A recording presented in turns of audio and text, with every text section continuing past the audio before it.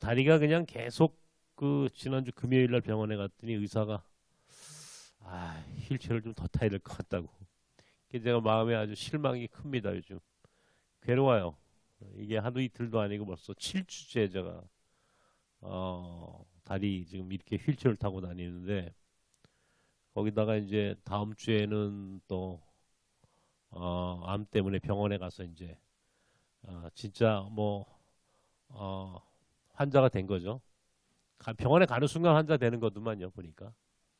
음, 그래서 뭐 의사가 어떻게 결정할지 모르겠지만은 또 이제 항암도 해야 되고, 어, 하여튼 2025년도는 개인적으로는 참 많이 힘들고 어렵습니다. 그런데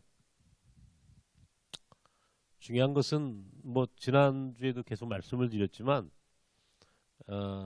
이 고난이라고 하는 것이 꼭 나쁜 것만은 아니에요.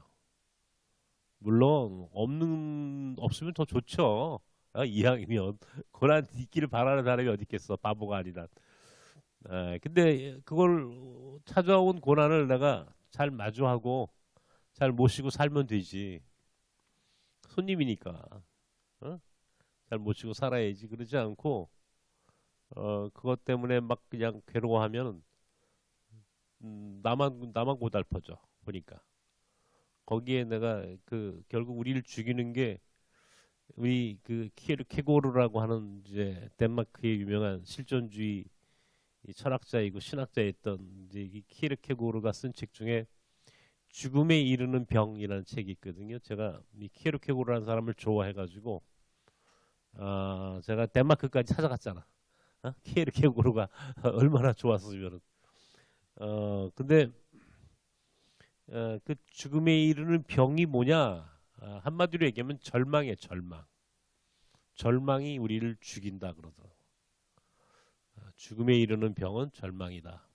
근데 암으로 죽는다는 게 사람들이 암으로 죽는 게 아니라 암으로 인한 절망감으로 죽는 거예요. 그런 마음이 들었어요.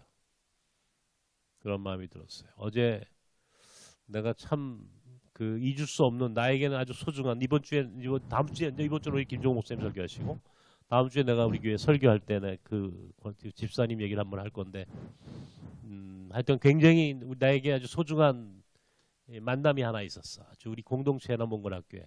근데 그분도 암에 걸렸어. 나하고는 참 그 기가 막힌 관계고 참 나를 많이 도와주신 분인데.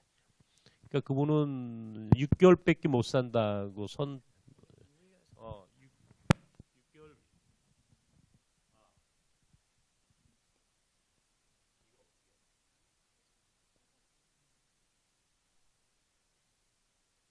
6개월 6개월밖에 못 산다고 의사가 판정을 했는데 지금 6년째 살고 계시거든요.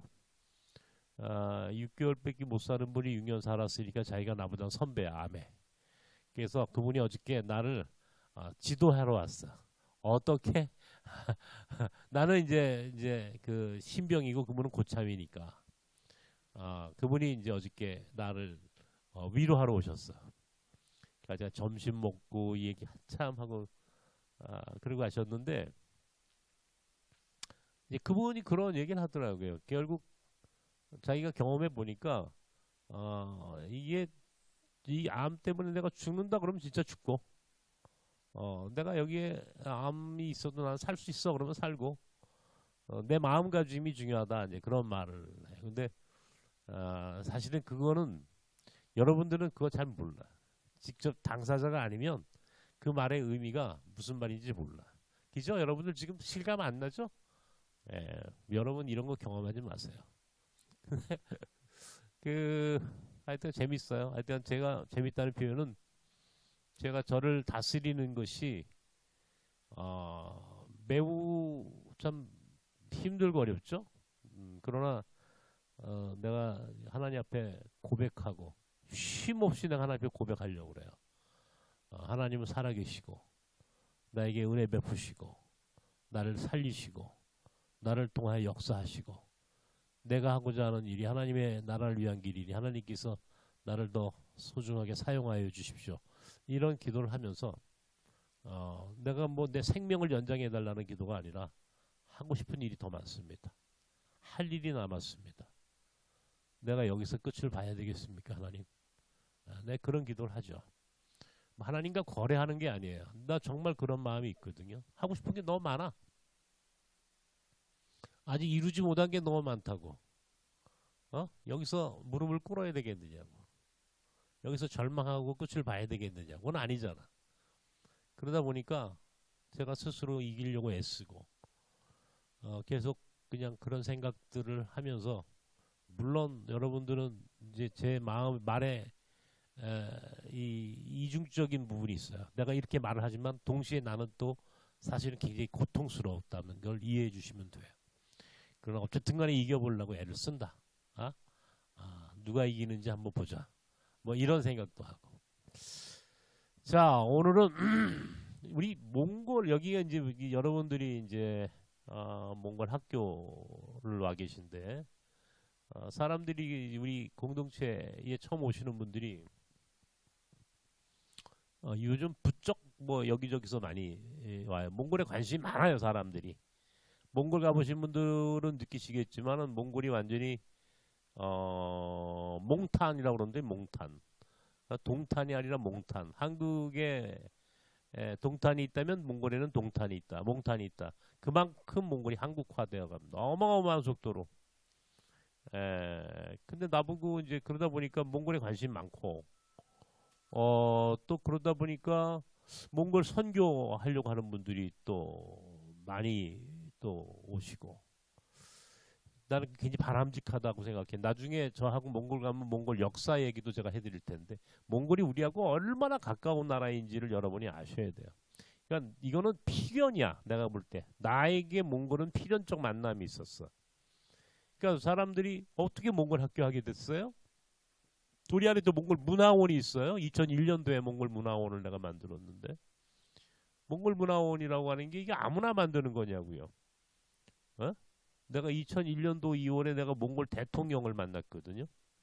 한국에 처음 국빈 방문했을 때 몽골 대통령 만나서 여기에 한국의 몽골 문화원 세우는 것도 내가 위임받고, 그래서 여기에 남양주에 가면 몽골 문화촌이 있죠, 그죠? 수동에. 그 문화촌, 문화원은 여기 있는 거예요. 사단법인, 외교통상부 사단법인으로. 몽골 문화촌도 있고, 몽골의 교회도 세우고. 제가 이제 마지막 날 이제 이 이주민 선교의 비전, 미래, 우리가 어떻게 이 이주민 사역을 얘기하는 게 아니야. 사실은 하나님 나라 선교가 얼마나 광범위하고 정말 그 바다와 같은 어마어마한 넓이와 깊이가 있는지를 내가 설명하려고 하는데, 어떻게 몽골을 만났습니까? 유해근 목사에게 몽골은 도대체 무엇입니까? 그리고 몽골 학교는 어떻게 세워졌습니까?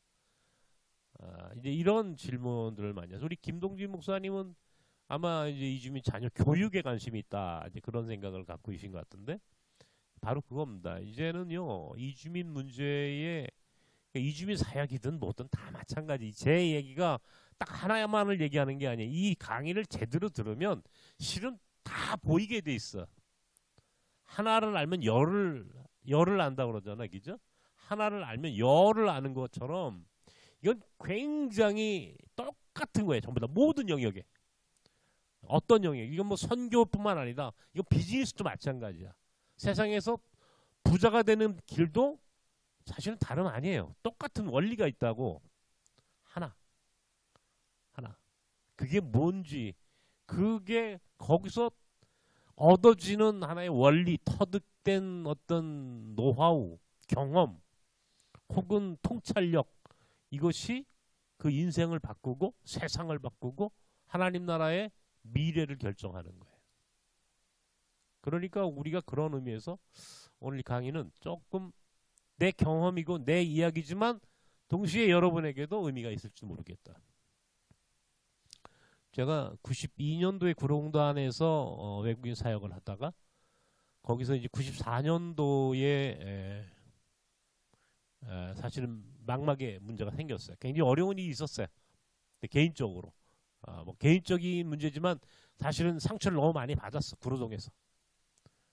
구로동단에서 내가 엄청난 상처를 받고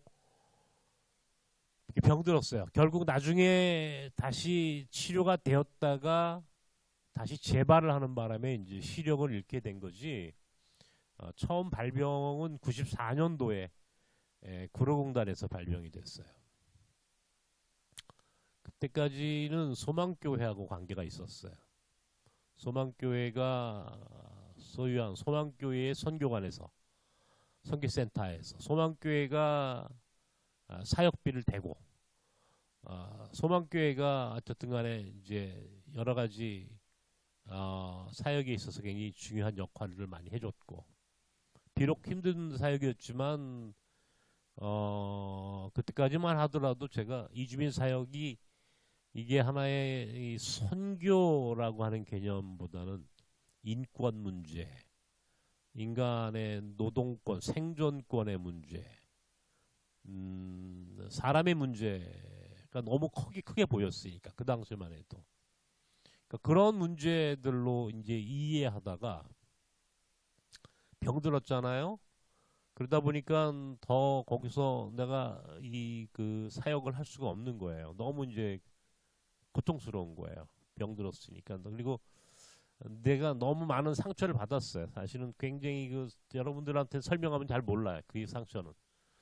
하여튼 뭐 많은 어려움이 있었고.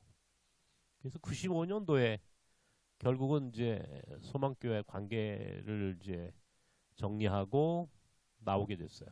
일단 병도 좀 나아야 되겠고, 그 기도원도 좀 갔다가 금식 기도도 좀 하고, 근데 그때 하나님이 내게 가르쳐 주신 게 있어요. 95년도에 이 내가 여러분에게 보내드린 간증이 있었죠, 그죠? 오늘이 교회에서 내가 강의 설교했던 부활절 고난주간 때 설교했던 간증 설교를 여러분께 보내드렸는데 보셨어요? 보셨죠? 예. 그때 이제 그 간증이 바로 이제 95년도 2월 제게 있었던 사건이에요. 거의 죽고 싶을 정도로 괴로웠어요. 너무너무 힘들었고 30대 초반에 아주 젊은 목회자의 삶의 그 고통스러운 현실은 내가 감당할 수 있는 성격의 것이 아니었어요. 지금은 이제 나이를 먹어서 내가 비록 육체적으로는 병들었어도 어쨌든 간에 내가 믿음으로 이겨보려고 몸부림치지만 그때만 해도 사실은 제가 굉장히 교만했고 또 그것을 감당할 만한 그릇이 아니었던 모양이에요. 자존심이 상했고 또 좌절했어요. 그런 가운데 하나님께서 나를 다시 살려주시는 경험을 했고 강원도 동해에서 극적으로 저는 그리스도를 만났어요. 주님이 내게 말씀하셨어요. 네가 병들고 또 너의 가정의 그런 어려운 시간들은 그것이 오히려 이 땅의 작고 낮은 자들 그들과 함께 살아갈 수 있도록 하나님께서 우리가 이제 그거를 나는 육화된 선교라고 얘기를 하는데 나도 낮은 자가 되어야 하는 필요성을 가르쳐 주셨어요. 어쨌든 저는 그때 그 하나님의 정말 그 신실하신 하나님의 음성을 들었고 마치 담의 세계에서 바울이 예수 그리스도를 환상 가운데 만난 것처럼 나 역시 그날 그 새벽에 나는 주님을 만난 거예요. 그리고 돌아와서 다시 시작한 곳이 어디냐면 뚝섬이에요. 뚝섬 성수공단. 지금은 성수동이라는 데가 굉장히 핫한 핫한 곳이죠. 핫플레이스가 됐죠. 뭐 건물도 엄청나게 비싸고 뭐 아파트도 지금 막 야 그때 내가 성수동에 있었는데 95년도 96년도에 그때는 거기가 완전히 허름한 완전히 공단 지역이었어요. 공단 지역. 사람 밤중에도 사람 못 다녀. 어둡침침하고. 그러니까 그때 그걸 좀 봤어야 되는 얘기죠. 그런데 그때 이제 어느 교회 이제 그 뚝섬에 있는 우리 교단 교회에 뭐 돈도 없고 나는 그때 이제 완전히 낙동강 오리알이 됐으니까 어느 교회 지하실 하나를 얻었어요. 그 담임 목사님이 어떻게 좀 좀 도와주셔서 이게 지하실이니까 여름엔 막 정말 막 곰팡이가 팍 이렇게 피고 옛날 건물이니까 냄새는 얼마나 그 공기 환기가 안 되니까 그냥 눅눅하고 거기서 이제 외국인 사역을 혼자 컴퓨터 그 당시 뭐 그게 뭐한 286, 386 이런 컴퓨터 하나 이제 갖다 놓고 전화기 하나 딱 그거 팩스 딱 3대. 지금은 뭐 여러 가지 그런 게 이제 그 당시에는 컴퓨터 하나, 전화기 하나, 팩스 하나 있고 사무실 조그만 책상 하나 있었으면 그게 전부야. 지금도 사실은 뭐 그 이상 필요하지도 않아. 이주민 사역이라는 건. 오면 외국인들 오면 이제 상담도 하러 오고. 그런데 그때만 하더라도 우리 공동체에 내가 이제 전도해서 온 사람들이 필리핀 사람들이 많이 왔고 네팔, 스리랑카, 방글라데시, 파키스탄 이런 아주 다국적 교회, 다민족 교회가 있고 다국적 교회가 있고 다민족 교회가 있어요. 다민족 교회가 있고 그러니까 다민족 교회가 있고 이제 하나의 민족, 하나의 국가만 목회하는 이제 그 교회가 있어요. 그러니까 무슨 말인지 이해가 되세요? 예.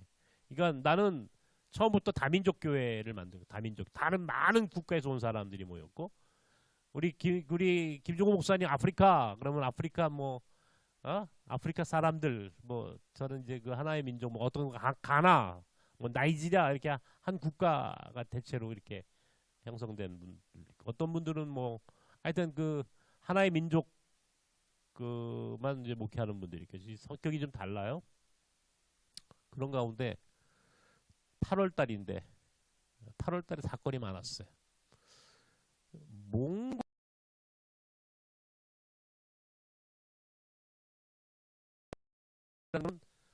그게 처음 만난 거예요. 우리가 몽골이라고 하는 국가를 이제 요즘은 많이들 보는데 텔레비도 많이 나오고 이게 우리가 몽골과 사실은 그 정식으로 얼굴과 얼굴을 마주하고 만난 것은 아주 오래된 일입니다. 고려 시대 때 원나라 제국이 쿠빌라이 그러니까 칭기스칸의 손자 쿠빌라이 칸이 원나라 제국을 만들고 쿠빌라이 칸의 셋째 딸이 충렬왕 고려의 충렬왕의 왕비가 됩니다.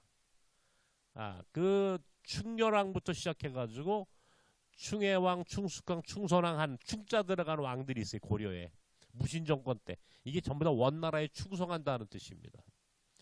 원나라가 이제 우리 고려를 부마국으로 만들었는데 사위국가의 부마국이니까 그때 몽골의 공주들이 왕비가 돼서 시집을 왔고 굉장히 많은 몽골 사람들이 함께 들어오게 되고 제주도 같은 경우는 몽골 군대가 거의 100년을 주둔합니다. 지금의 몽골의 흔적이 제일 많은 곳은 제주도예요. 쪼락말부터 시작해가지고 그 돌하루방이나 전부게 몽골의 흔적입니다. 그러니까 우리가 그때 이후로 몽골이라는 국가를 들어는 봤어도 실제로 몽골을 우리가 직접적으로 만날 수가 없어요. 왜냐하면 몽골은 1921년도 이후에 중국으로부터 독립해서 몽골은 사회주의 국가였어요. 두 번째 사회주의 국가. 소련 다음에 두 번째가 몽골이에요. 그러니까 북한과 몽골은 가까웠지 우리하고는 수교가 안 됐었다고. 그러다가 1990년도에 몽골과 우리가 수교를 했지만 몽골은 실제로 사회주의 국가를 포기한 것은 1992년도까지 몽골은 사회주의 국가를 합니다. 그리고 94년부터 자본주의 시장 경제를 받아들였지만 실제적으로 몽골 사람들이 해외에 나가거나 국가가 개방을 하기 시작한 것은 사실은 90년대 중반 이후예요. 그러니까 우리가 몽골 사람 본 적이 없어요. 1976년도인가 그 몬트리올 올림픽 때 양정모 선수가 금메달 땄을 때 흑백 텔레비전으로 결승전에서 봤던 사람 오이도프라고 하는 몽골 사람 아마 여러분들 그게 기억이 날 수 있을지 모르겠어요. 그게 몽골 사람을 본 유일한 텔레비에서 나는 처음으로 몽골 사람 만났어요. 96년도에. 그런데 이 몽골 사람이 여자가 몽골 엔케라고 하는 여자인데 몽골 사람들이 영어를 배울 기회가 없었죠. 그 당시에는 사회주의 국가였으니까 소련 말을 잘하죠. 러시아어를 사용하고. 근데 이 여자는 영어가 아주 유창한 영어를 하죠. 나중에 알고 보니까 이 여자는 아버지가 외교관이었어요. 유럽에서 아버지가 외교관 생활을 하느라고 영어를 배울 수 있는 기회가 있었고 똑똑한 친구예요. 저를 찾아왔어요. 찾아와가지고 이 여인이 나를 살려달라. 내가 지금 죽게 됐다. 병들었다. 이게 병들었다 그러면 이제 죽게 된 병은 우리는 대체로 이제 암, 뭐 이런 걸 상상하는데 이 여자의 절망적인 그 죽게 된 병의 병명은 상사병이었어요. 상사병. 암보다 상사병이 더 아파. 알아요? 더 아픈 거예요. 사랑의 병에 걸렸어. 알고 보니까 자기가 일하는 성수동에서 일하는 공장에 같은 공장에서 일한 남자가 이제 같이 일을 했는데 둘이 사랑에 빠졌어요. 일한 남자하고 몽골 여자가. 이게 둘이 이제 눈이 맞아서 서로 사랑을 이제 좀 이렇게 좀 이렇게 나눌 수 있는 그런 이제 찰나에 지금은 이제 많지 않습니다만 예전에는 가끔씩 불법 체류자 단속이라고 그래가지고 외국인 이제 그 체류 문제를 갖고 법무부 출입국관리소에서 단속이 나왔어요. 그래가지고 이제 신고를 하거나 혹은 우리나라의 노동시장에 좀 어렵다. 한국의 노동 문제, 한국 사람들이 실직이 일자리가 없거나 뭐 여러 가지 실직률이 실업률이 올라간다 뭐 이러면 정부가 외국인들 단속해서 쫙 잡아 보냅니다. 지금 미국에서 마치 그 멕시코나 남미에서 온 사람들 쫙 풀었다가 또 미국 내에서 여론이 안 좋으면 쫙 붙잡혀가지고 다시 그냥 송환해주고 뭐 이런 지금 이 트럼프를 비롯해서 하여튼 미국의 이주 정책이 이제 그러는 건데 똑같이 그런 거기에 일한 남자가 붙잡혔어요. 일한 남자는 얼굴이 딱 표시가 나잖아. 페르시아 얼굴이. 이 일한 남자가 붙잡히니까 이 몽골 여자가 그때부터 병이 든 거예요. 이 남자를 봐야 되는데 자기가 사랑하는 남자를 볼 수 없잖아. 붙잡혀갔으니까. 그래가지고 3일 낮밤을 잠도 못 자고 밥도 못 먹고 정말 이제 죽게 된 거야. 이게 이 여인에게 누군가 얘기를 한 거예요. 저 뚝섬역 일본 출구에 가면 어느 교회 지하실에 가면 목사님 한 분 계시는데 그 목사님한테 한번 가봐라. 이게 나를 찾아온 거예요. 그러면서 하는 얘기가 뭐냐면 자기가 사랑하는 그 남자를 한 번만 만나게 하자. 한 번만. 딱 한 번만. 그러면 목사님이 시키는 대로 하겠다. 이게. 교회 나오라 그러면 내가 교회 나올 거고 하여튼 목사님이 시키는 대로 내가 할 테니까 목사님이 나를 한 번만 도와달라. 내 지금 그 사람 안 만나면 죽는다 나 지금. 죽은 사람도 소원 들어준다는데 산 사람 소원도 들어줄 수 있잖아요 우리가. 그런 마음으로 세상에 안 되는 게 어디 있겠냐고요. 안 되는 게 어디 있겠냐고요. 그래서 이제 무조건 오케이 그래. 하여튼 문제가 있으니까 문제를 풀어주는 게 우리의 역할이고. 가만히 생각해 보는 거예요. 이게 도대체 어떻게 풀지? 이 여자도 비자가 없어. 몽골 여자도 비자가 없어. 근데 지금 일한 남자는 지금 외국인 보호소에 가 있어. 청량리 휘경여고 앞에. 지금은 그게 경기도 화성으로 이사 갔습니다만 외국인 보호소가 그 당시 바로 청량리 휘경여고 앞에 있었어. 딱 휘경역 정문 건너편이야. 근데 거기를 이 여자를 데리고 그걸 어떡하지? 이제 생각을 하겠죠. 그죠? 그때 내가 지난주에 얘기했지만 94년도 1월 달에 내가 경실련에 들어가서 한 달 동안 농성한 사건이 있었다 그랬죠. 그죠? 그 사건이 기억나면서 그 당시 태스크포스에 같이 참여했던 출입국 관리소의 과장이 한 명이 딱 떠오른 거야. 과장이. 이 과장한테 전화 한번 해봐야겠다. 전화를 했어. 김 과장이야. 목동에 출입관리소 과장한테 전화를 했더니 사람이 없어. 딴 데로 전근을 갔어. 그래서 어디로 갔습니까? 그랬더니 이 사람이 외국인 보호소의 소장으로 갔어. 원래 스토리가 이렇게 되는 거예요. 원래 되려면은 이게 외국인 보호 소장으로 갔다는 거. 이게 기가 막힌 이게 지금 반전이 일어나는 거야. 외국인 보호소 그 이제 휘경동의 외국인 보호 소장한테 이제 서장실로 지금처럼 뭐 핸드폰이 있는 시절이 아니잖아. 전화를 했더니 이제 소장을 바꿔주는 게 아유 소장님, 과장님이지 나는 이제 그 사람 과장이라고 부르고 목사님이 그때 1월달에 94년도 1월에 그 경실련 사건 때 목사님이 우리 나를 도와주셔가지고 제가 영전했습니다. 그러면서 뭐라 그러냐면 한번 오십시오. 신세 한번 갖겠습니다.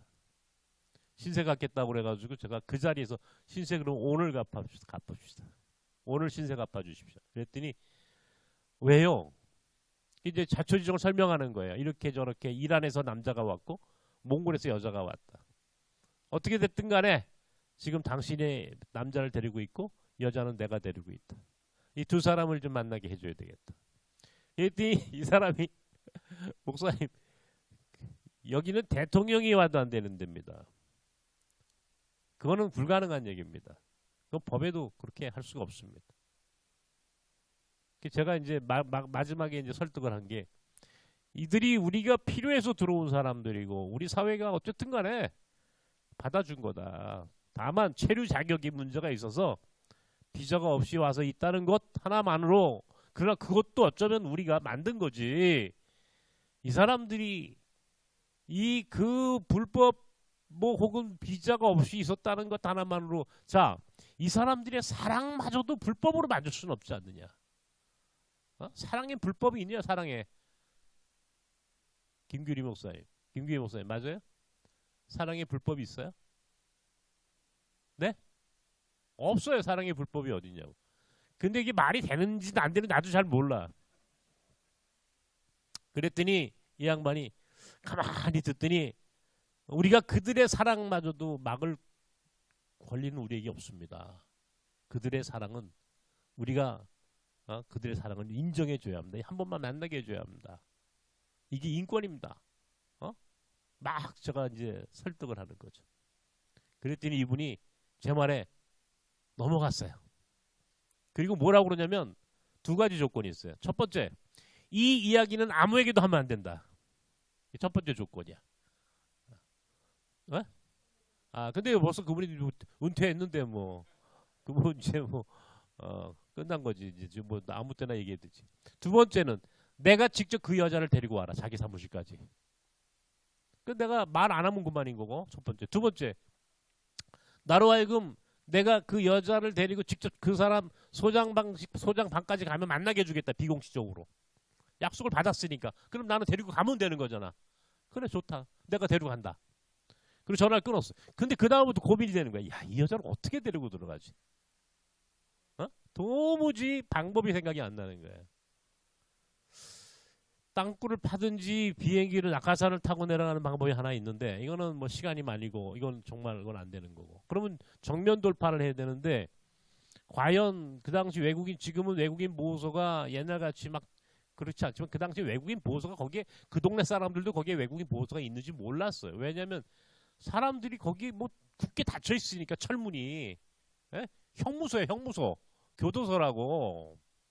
그러니까 거기에 외국인 교도소인데 외국인 구치소인데 거기에 외국인 보호소라고 하는 곳에 누가 가본 사람이 있어요? 없어요. 그런 게 있는지도 모를 때야 그 당시는. 거기를 어떻게 들어가지? 가만히 생각해 보니까 그 여자를 가만히 쳐다보니까 몽골 여자야.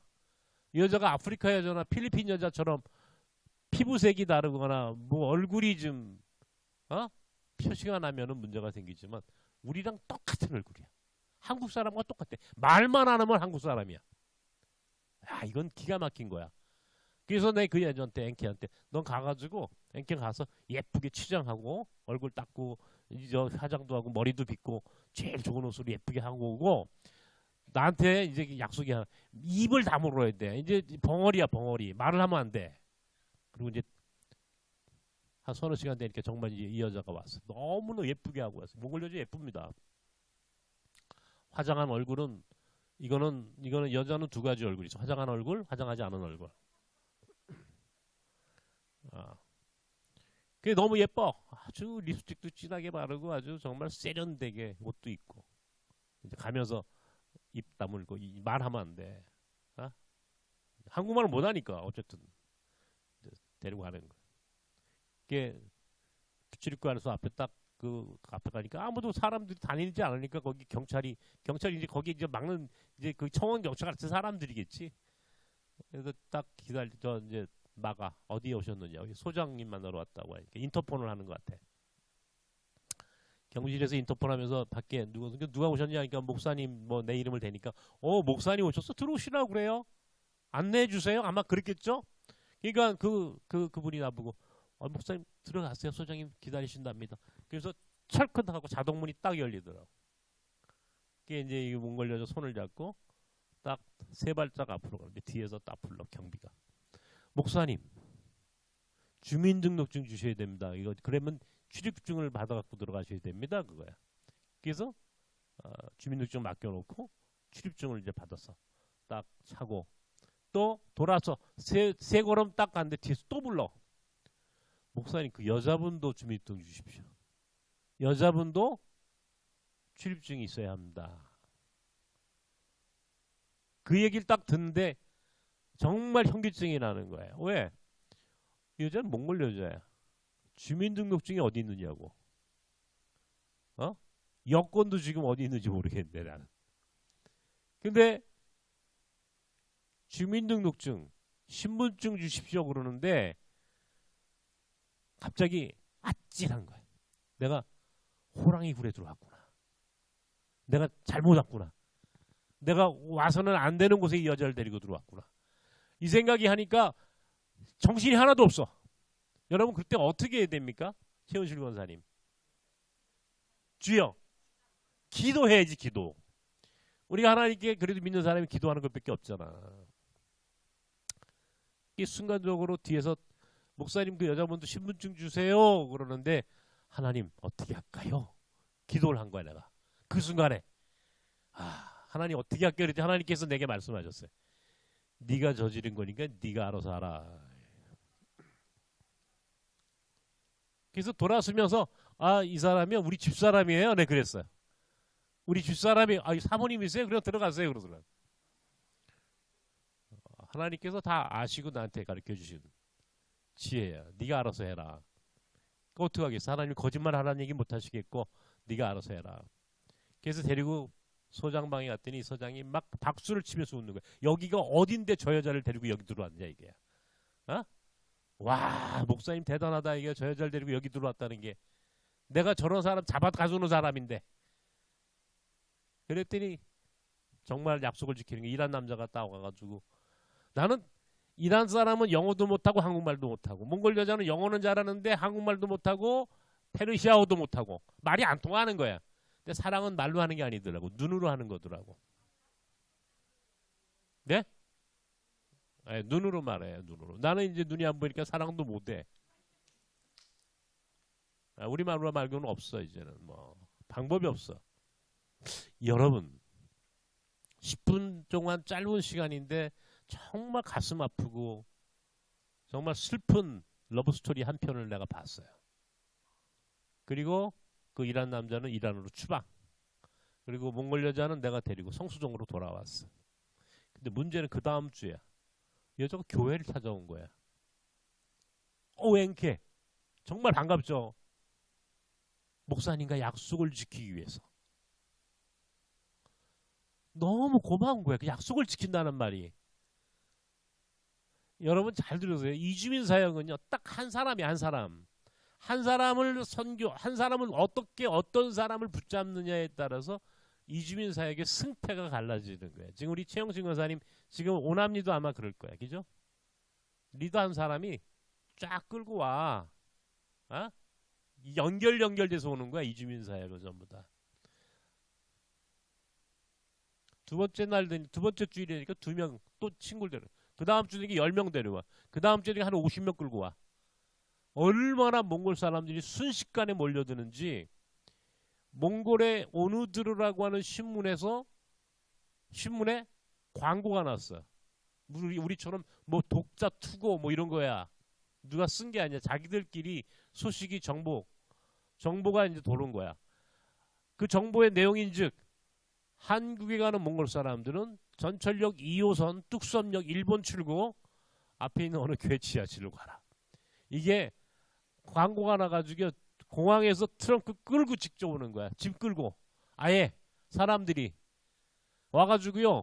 그 지하실의 바닥에서부터 천장까지 몽골 사람들 집으로 꽉 찼어. 막 몽골 사람들이 막 너무 많이 오니까 필리핀 사람들, 뭐 네팔 사람들이 기가 죽어. 뭐 이게 또 기를 죽여 몽골 사람들이. 몽골 사람이 기가 셉니다. 그러니까 그 사람들이 와가지고 하루 종일 와가지고 이제 앉아 있는 게 아침이면 문 열면 와가지고 저쪽에 텔레비 한 대 있고 자기들 이제 뭐 한국 텔레비 보고 자기들끼리 얘기하고 뭐 점심때가 되면 나는 밥 먹고 싶은데 내가 나가서 밥 사 먹으려고 그러면 그 사람들이 마음에 걸리니까 가서 라면 한 박스 사다가 같이 라면 끓여 먹는 거야. 매일같이 1년 동안 라면을 먹고 살았어. 점심이면. 이 사람들 먹을 게 없으니까. 근데 언제부턴지 몽골 아이 하나가 태권도복을 입은 놈이 와가지고 왔다 갔다 해. 근데 얘가 똑똑해. 톨가라는 아이인데 너무 똑똑해. 이 아이가 한국말을 태권도 도장에서 배웠는지 하여튼 한국말을 곧잘해. 그래가지고 몽골 사람들을 데리고 와 내 앞으로. 와가지고 옆에서 통역을 하는 거야. 이 아이가. 목사님 이 사람 아프대요. 병들었대요. 뭐 약 달래요. 이 사람 일자리 없대요. 일자리 좀 구해달래요. 목사님 이 사람 잘 곳이 없대요. 목사님 이 사람 배고프대요. 이제 옆에서 이 털가란 아이가 통역을 하는 거야. 그래서 하루는 이 아이가 목사님 점심때 라면을 먹는데 라면 하나만 주세요. 왜? 우리 아빠가 라면 좀 하나 갖고 오래요. 너 여기서 먹고는 가도 가져가면 안 돼. 이건 가져가는 건 아니야. 그랬더니 아빠가 하나만 갖고 오래요. 너 아빠가 있었니? 우리 엄마도 있어요. 아빠는 뭐해? 아빠는 여기 쓰레기장에서 빈병 분류하고 쓰레기 분류하는 일 해요. 쓰레기장에 있어요. 재활용 무슨 쓰레기장 같은 데서. 엄마는 요 옆에 식당에서 접시 닦아요. 너 엄마 아빠 한번 다음 주일로 모시고 오너라. 그 다음 주가 됐는데 이 아이가 엄마 아빠를 모시고 왔어요. 지 엄마 아빠를. 문을 열고 딱 들어오는데 그때 내가 눈이 보였으니까 우와 몽골 사람인데 딱 얼굴을 보는 순간 야 칭기스칸이 저렇게 생겼겠구나 할 정도로 전형적인 칭기스칸 몽골 아주 몽골 이 성골의 모습이야. 얼굴이야. 기골이 장대하고 얼굴이 딱 몽골 사람 얼굴 아시겠죠 무슨 말인지. 엄마도 등치가 막 근데 엄마는 아주 귀족 티가 나는. 산반호하고 이제 인사를 하고 이 얘기를 들어본즉 이 아빠는 몽골의 육군 대령 출신이야. 몽골은 이 군대가 육군밖에 없잖아요. 거기는 그죠? 소련군이 들어와 있었으니까 옛날에 육군 대령이면 굉장히 높은 계급이야. 몽골에서는 최고 계급이야. 사실은 엄마는 모스크바에서 유학을 했던 음악학으로 몽골 음악가로서 몽골 국립대학교 음악학 과장이야. 교수야. 아빠는 대령, 엄마는 교수. 아이를 데리고 한국에 와가지고 쓰레기장에서 일하고 식당에서 접시를 닦아. 야 이상하잖아. 그 정도가 되면요. 몽골에서도 그러면 최상류인데 그죠? 그 정도면 잘 먹고 어쨌든 간에 뭐 나라가 어렵더라도 그 나라의 상위 5%는 잘 사는 법이에요. 어떤 나라든 간에 가난한 나라도. 그런데 왜 한국에 왔지? 알고 보니까 이 아이가 이렇게 언청이가 이렇게 언청이야. 나는 그걸 주목해서 보지 않았던 거야. 이 부부는 이 아이 하나가 있는데 이 아이를 한국에서 돈 벌어서 언청이 수술해 주러 온 거야. 한국에. 아하 이해가 돼. 근데 아빠 엄마가 일을 해가지고 아이는 태권도 도복 입혀가지고 태권도장 왔다 갔다 하면서 한국말도 배우고 재밌게 놀고 어린아이가 초등학교 한 1, 2학년밖에 안 됐으니까. 저 돈 얼마를 벌어야 언중이 수술을 할 수 있겠어요? 그래서 제가 마음으로 좀 도와줘야 되겠다는 생각이 드는 거예요. 근데 한양대학교가 바로 이제 왕십리 한양대학교 있잖아. 한양대학교 전화했는데 안 돼. 어? 뭐 도와줄 수가 없대. 뭐 아산병원, 삼성병원 다 했는데 도와주는 데가 아무도 없어요. 근데 유일하게 수원의 아주대학교 병원에서 한번 와보래. 그 아이하고 엄마를 데리고 수원 아주대학병원을 갔어요. 사회복지사를 만나가지고 자초지종을 설명하니까 목사님이 병원장님께 탄원서를 하나 써주세요. 편지도 한 장 탄원서도 쓰고 해서 무료 수술이 됐어. 무료 수술이 가능해졌어. 수술비가 자그마치 700만 원. 그 당시 돈으로. 엄청난 돈입니다. 지금으로 얘기하면 아마 수천만 원이야. 그 돈을 언제 벌어가지고 이 사람들이 그 언청이 수술을 해주냐고. 언청이 수술이라는 게 난 뭐 이게 간단한 수술이 아니더라고. 위에 뼈가 어떻게 이 뼈가 연결이 안 되게 뼈를 연결하고 그 다음에 이 치열이 이 교정을 다 해야 되고 밖에 성형 수술까지 해주는 이게 3단계 수술을 해줘야 돼. 언청이 수술이. 우리나라는 지금 언청이 없죠. 거의 그죠? 옛날에 많았어요. 와 이게 작은 수술이 아니더라고. 그러니까 얼마나 그 엄마가 고마웠는지 목사님 너무 고맙다고. 나도 얼마나 행복했겠어요. 언청이 수술 도와줬으니까. 그런데 며칠 있다가 병원에서 이제 수술 날짜가 결정이 됐는지 와서 검사, 수술 이전에 검사 받잖아요. 아이를 데리고 검사 받으라고 그래서 엄마를 보냈더니 한 2, 3일 지났는데 사회복지사가 전화가 와서 뭐라고 전화가 왔냐면 목사님 근데 하나 문제가 생겼습니다. 이 아이가 너무 어려서 그런지 우리가 이 아이라면 전신 마취를 해야 되는데 전신 마취를 하면은 깨어나지 않을 가능성이 있는 특수한 알레르기 체질이라는 거야 아이가. 그러니까 전신 마취를 하면은 깨어나지 않을 수 있다 이거야 쉽게 얘기하면은. 이건 누가 우리가 돈 받고 하는 수술도 아닌데 누가 이 아이 몸에 칼을 대겠습니까?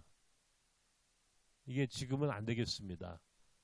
나중에 아이가 체력적으로 감당할 만한 체력이 되거나 힘이 있을 때 지금은 못합니다. 라고 수술이 할 수 없게 됐어요. 이게 내가 얼마나 마음이 또 괴로워.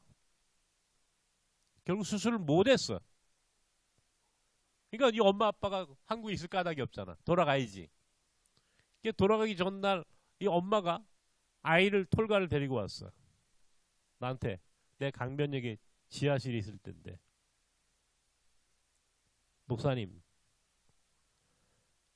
목사님 우리 아이가 왜 몽골에는 이거 없어? 예배당이 없냐 이게 예배당. 예수 믿는 데가 없다. 왜 교회가 없어? 그 말을 하는 거야. 왜 몽골에는 이거 없어? 우리도 몽골 가면 이거 해.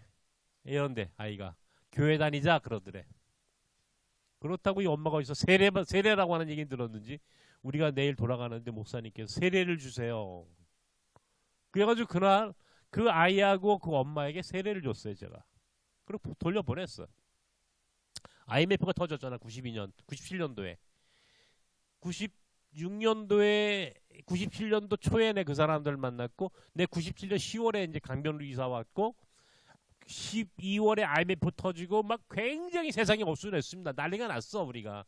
외국 사람들이요. 이것도 이제 이주민 사회가 그러면 경제하고도 관계가 있는 걸 알아야 돼.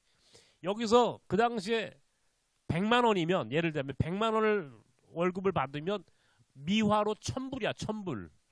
옛날에 1달러가 900원 했다고. 900원, 950원. 근데 예를 들어서 1000불이면 100만 원을 1000불이라고 치자고.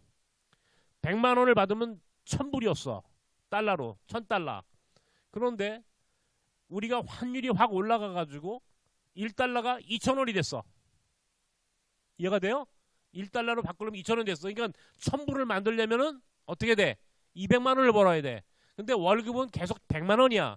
그러니까 100만 원을 받아도 1000불이 아니라 500불이 된 거지. 달러로. 그죠? 무슨 말인지 이해가 돼요? 달러로, 그러니까 환율이 떨어져 버리니까 우리 경제가 폭락을 해버리니까 외국 사람이 한국에 와서 일을 해도 자기들의 일의 대가 가치가 떨어져 버린 거야. 그러니까 일을 해도 의미가 없어. 일자리도 없고 일을 해도 왜냐면 돈을 송금을 하려면 다 달러로 바꿔야 되니까. 한국 돈으로 보내는 게 아니니까 자기 고향에 달러로 바꿔가지고 자기 나라에 보내는데 달러 가치가 올라가 버리니까 달러를 한국 돈 갖고는 비싸게 사야 되잖아. 그러니까 자기가 일한 만큼 달러로 환전해 보니까 이게 별로 옛날 같지 않은 거야. IMF라는 게 이런 거라고. 쉽게 얘기하면 우리 선교사님 우간다에 선교하셨으니까 잘 아시겠지만 한국에 선교비 가면은 자 100만 원 선교비 왔다 그러면 옛날에 1000불이었는데 우간다에서 달러로 받으니까 500불밖에 못 받은 거 아니에요. 그죠? 똑같은 거야 이게.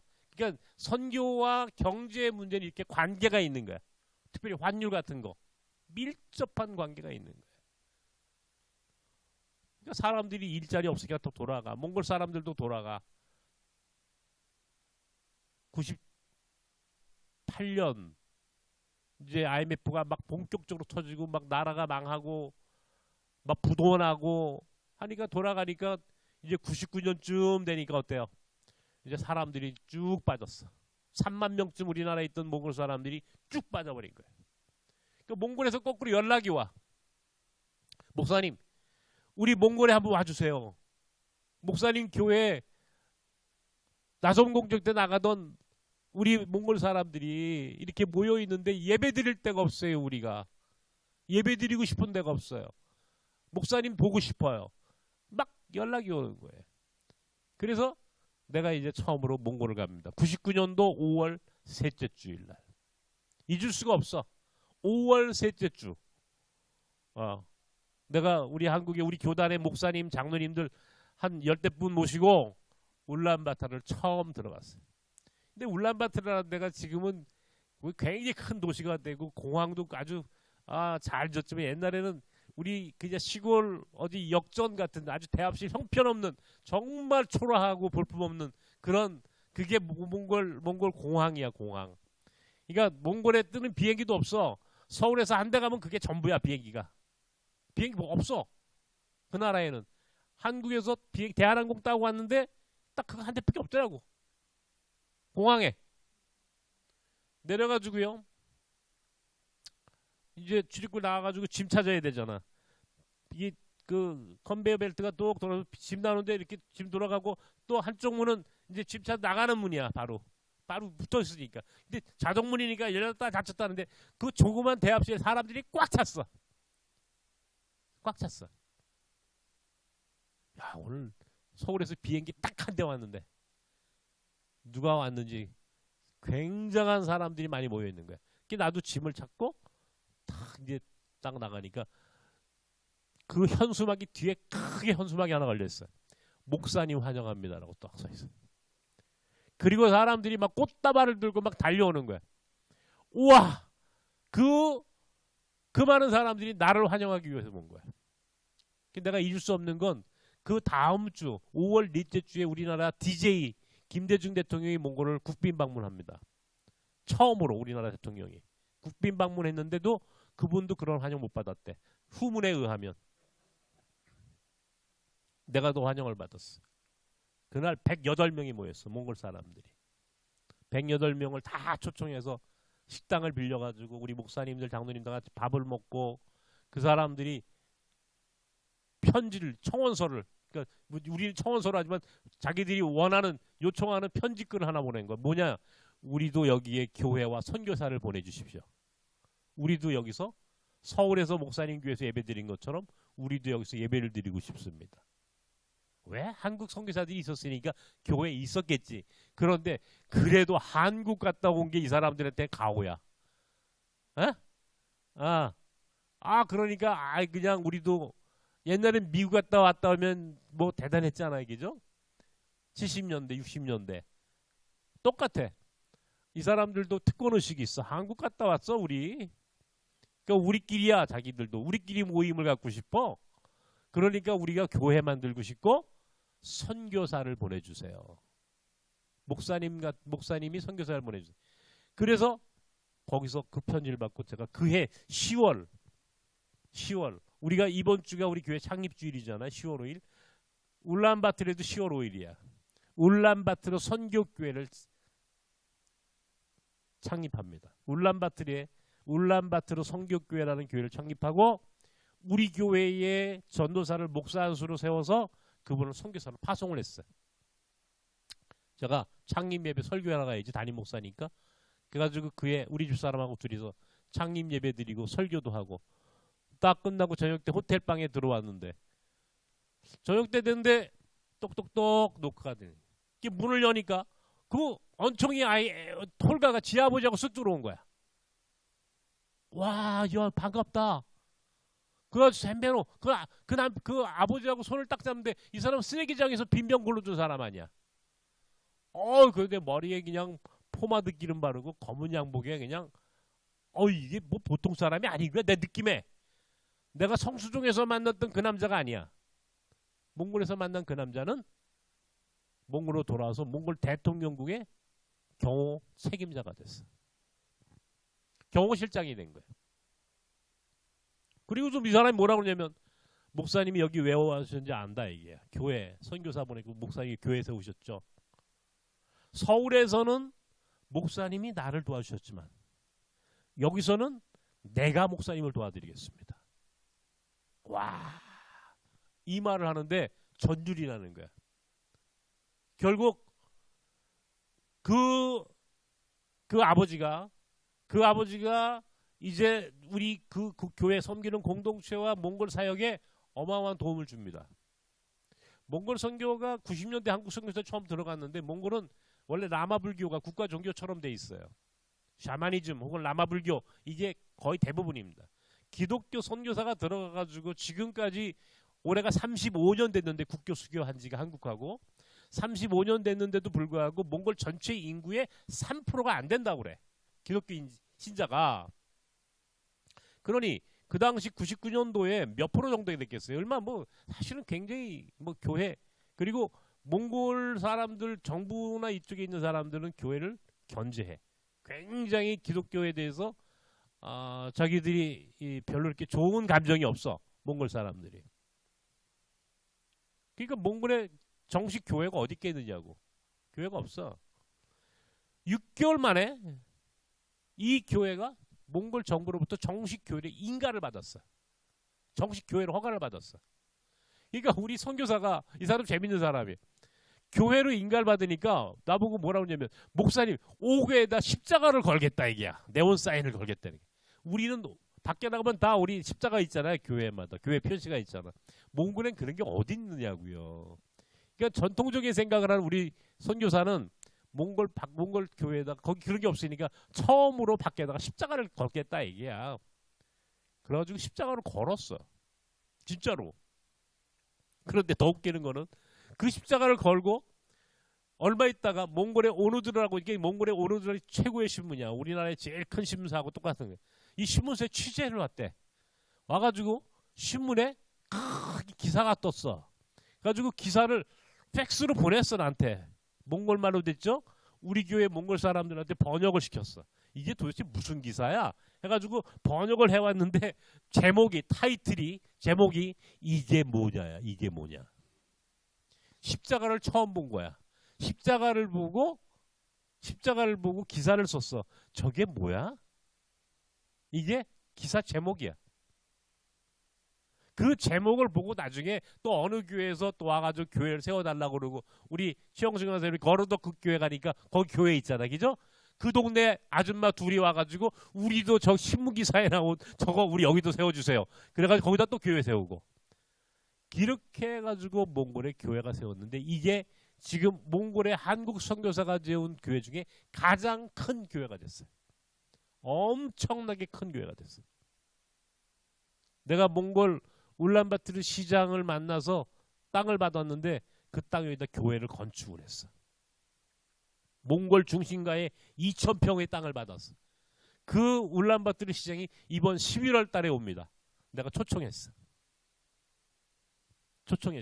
지난 8월 달에 몽골 가가지고. 어쨌든 이렇게 해서 몽골과 가까운 시간들을 마주하게 됐어요. 99년도 그 어간에 한국에서는 어떤 일이 벌어졌냐면, 내가 97년도 12월에 IMF가 터지고 굉장히 힘들었지만 외국인들이 실직을 하고 갈 데가 없고, 그러니까 이 사람들이 노숙자가 되는 거예요. 외국인도 노숙자가 생겼어요. 그러니까 한국 노숙자들처럼 외국인들도 먹고 잘 데가 없는 거야. 그래서 어쩔 수 없이 우리 공동체에서 실직한 외국인들을 위해서 무료 급식을 하기 시작했어. 밥을 해준 거야. 매일같이 한 100명씩 와가지고 외국인들이 점심을 먹는 거야. 매일 밥을 해주는 거야. 밥. 와, 이 밥하는 게 오래 했어요. 내가 굉장히 오랫동안 했어요. 여기 이사 오기 전까지, 2014년 전까지 내가 저 아래서도 밥을 했었으니까. 굉장히 오랫동안 밥을 해줬는데 98년도부터 밥을 해주니까 막 사람들이 밥을 먹으러 오는데, 어느 날 보니까 몽골 아이들이 와가지고 밥을 먹는 거야. 야, 너 학교 가는 시간에 너 여기 와서 밥 먹니? 내가 물었겠죠. 우리 김동진 목사님 아이들 문제, 이제 교육의 문제 관심이 있으니까 얘기하는 거예요. 우리는 한국 학교에 갈 수가 없어요. 받아주지를 않는 거예요. 한 번도 그런 일이 없었으니까. 엄마 아빠는 공장 가고, 집에는 먹을 거 없고, 학교도 갈 수 없고, 배는 고프고, 그러니까 애들이 교회로 밥을 먹으러 온 거예요. 그렇게 해서 밥을 해주기 시작했는데, 이게 보세요. 아이들이 밥을 먹으러 왔는데 그냥 밥만 먹이고 보내는 게 마음에 걸려. 나도 아이를 키우는 사람인데. 마침 자원봉사할 사람 젊은 청년이 하나 있어서, 야, 너는 여기 이 애들 데리고 그냥 한국말 가르쳐주고 노래 가르쳐주고 좀 재밌게 데리고 놀아라. 얘 조그만 공부방을 하나 만들어줘서 가지고 시작을 했는데 8명이 모였어. 첫날 몽골 아이들 8명 지하실에 거기서 밥 먹고, 거기서 예배 드리고, 거기서 찬송 부르고, 거기서 자바라로 교실을 만들었어. 자바라로 교실을 만들어가지고 8명이 첫날 공부방을 시작을 했어. 조금 지나니까 애들이 소문을 듣고 거기서 20명이 모여들었어. 20명이. 그러니까 도무지 거기서 이제 안 되는 거야. 왜냐면 점심 때마다 한 100명이 밥을 먹는데 애들 20명이 와서 밥 먹으러 오니까 막 정신이 하나도 없는 거야. 애들 이리 뛰고 저리 뛰고. 와, 이거 뭐 도대체 이건 돗대기 시장도 아니고 완전히 막 혼자 이제 생각을 하는 거지. 이걸 어떻게 하면 좋아? 그랬더니 마침 그 당시에 우리 공동체에 봉사를 오던, 근데 그 사람은 지금 목사가 됐는데 그 당시 집사야. 집사가 나한테 오더니, 목사님, 그 사람이 요 광장동에 요 광나루 고시원이라고, 전철역 내리면 뒷골목에 하면 광나루 고시원, 지금 그게 있는지 모르겠어. 없어졌다 그러는데 광나루 고시원을 운영하던 사람이야.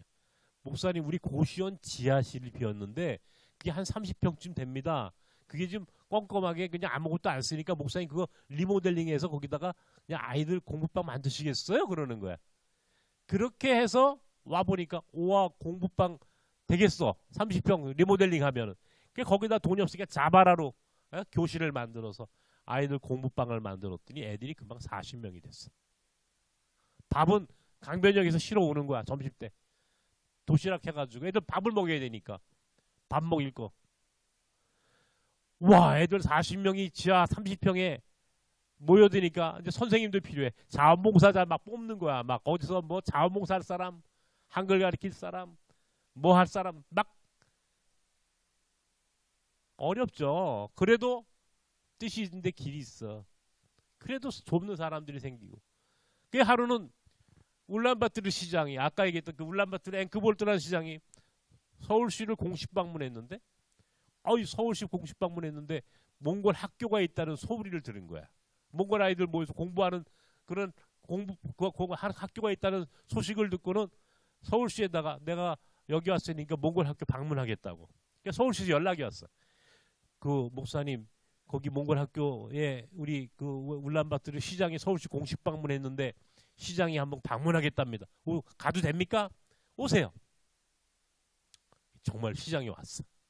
예? 서울시 공무원들 데리고 딱 왔는데 지하실이잖아. 그것도 지하도 굉장히 깊어. 깊은 지하실인데 내가 이제 그 시장을 데리고 지하실로 내려가려니까 시장이 어이 잠시 멈칫하는 거야. 나중에 알고 보니까 몽골은 그렇게 깊은 지하실이 없어요. 땅이 넓으니까 지하 안 파. 이 사람들은 파도 그렇게 깊지 않아. 근데 우리는 깊어. 그 깊은 지하실에 내려가 가지고 문을 여니까 껌껌칩칩 어둠칩칩할 거 아니 지하실이니까. 거기에 자바라로 이렇게 딱 교실이 만들어졌으니까 여긴 1반 뭐 2반 이렇게 했겠죠. 근데 애들은 없어. 소리는 나는데 내가 자바라 문을 쫙 펼치니까 애들이 몽골 애들이 콩나물 씨처럼 거기 앉아가지고 샌베노 울란바토르 시장이 깜짝 놀라는 거예요. 이게 학교냐? 통역하는 사람 통해가지고 이게 학교예요? 내 얼굴을 쳐다보면서 이게 학교예요? 학교 맞아요. 이 시장이 감동을 받은 거예요. 야, 우리 아이들이 한국에서 이 사람이 우리 아이들을 위해서 학교를 만들어줘? 비록 열악하고 형편없는 교실이지만 이 아이들이 여기서 공부하는 모습 속에서 그 시장은 굉장한 감동을 느끼. 그때부터 나하고 친구가 된 거야. 이 시장이 나랑 친구가 됩니다. 이 사람이 나중에 몽골의 국무총리가 되고 대통령 후보가 됐는데 대통령은 못 됐어. 국무총리가 몽골에서 굉장히 영향력이 있거든요. 내가 몽골 갔을 때 이 사람이 나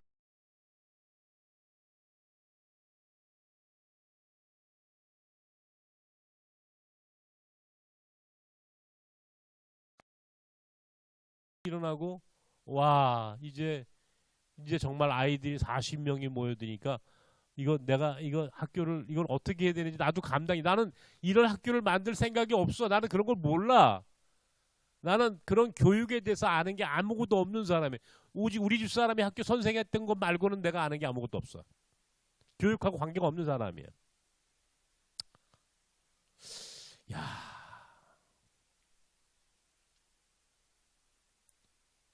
아이들이 많아지니까 도무지 내가 이걸 거기서 이제 막 감당이 안 되는 거야.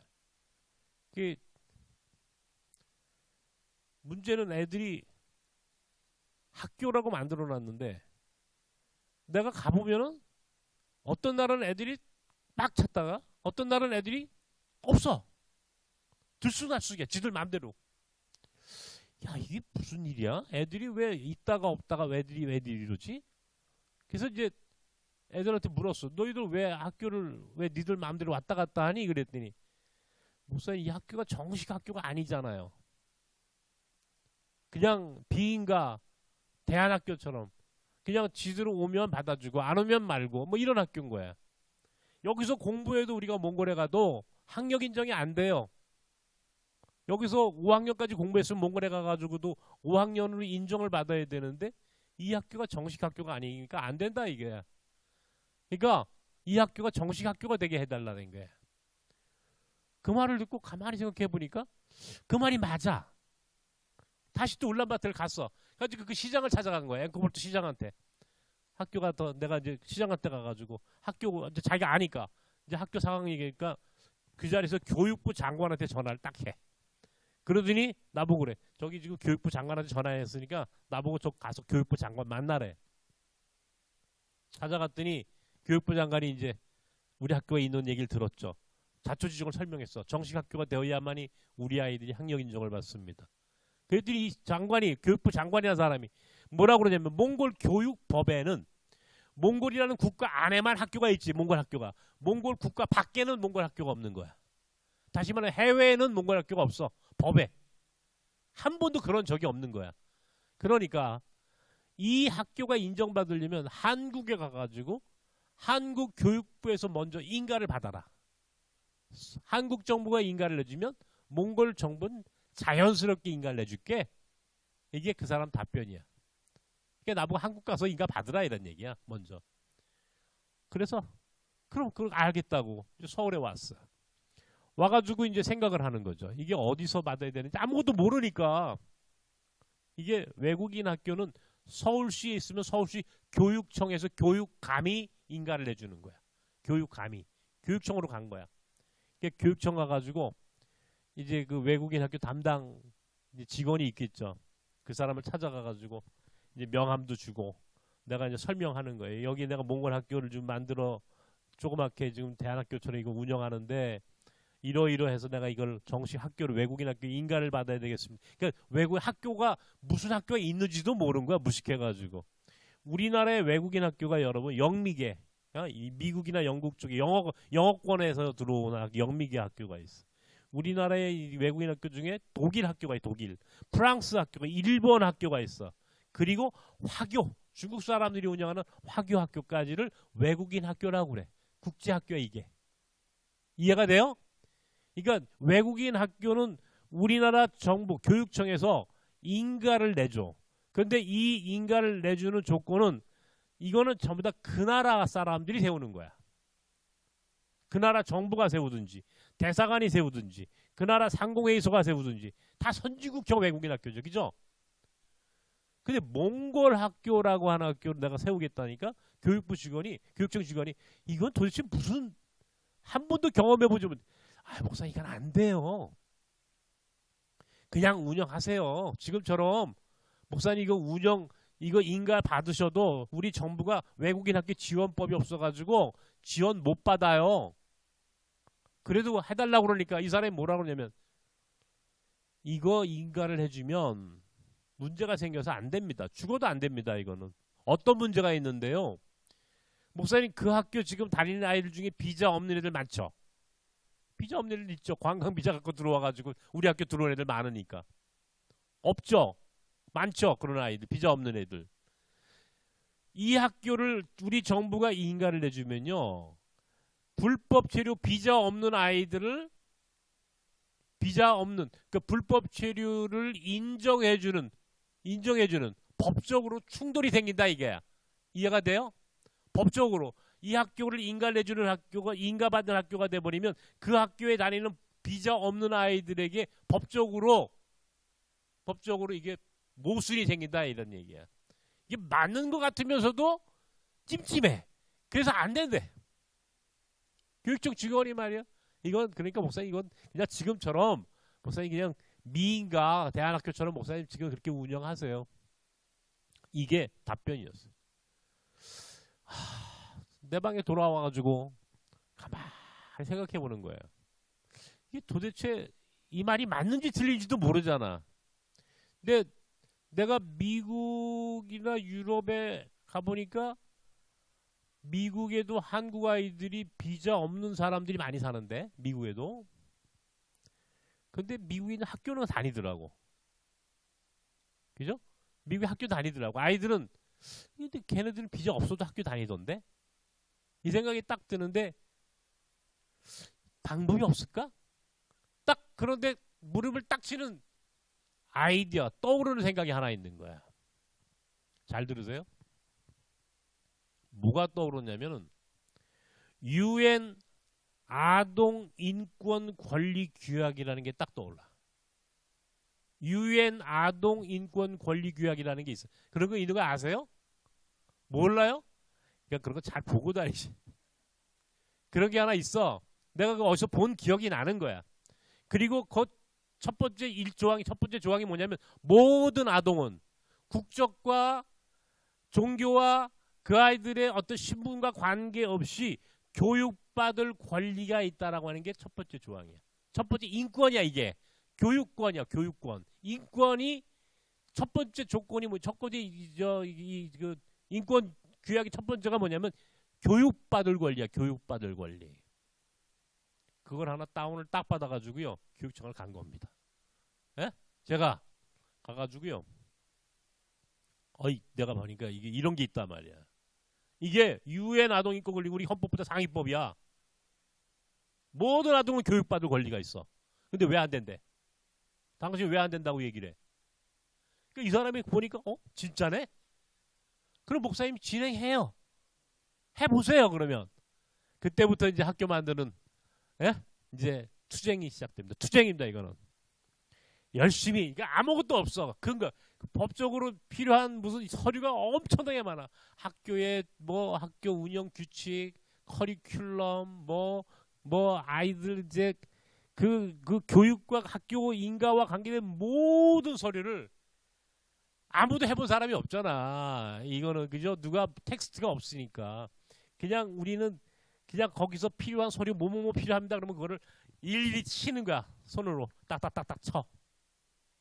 그래가지고 갖다 주면 그 교육청 직원이요 빨간 펜으로 쫙쫙 거. 뭐 틀렸다고. 그러면 또 갖고 와. 그래서 한 달 동안 열심히 만들어 또 가지고 와.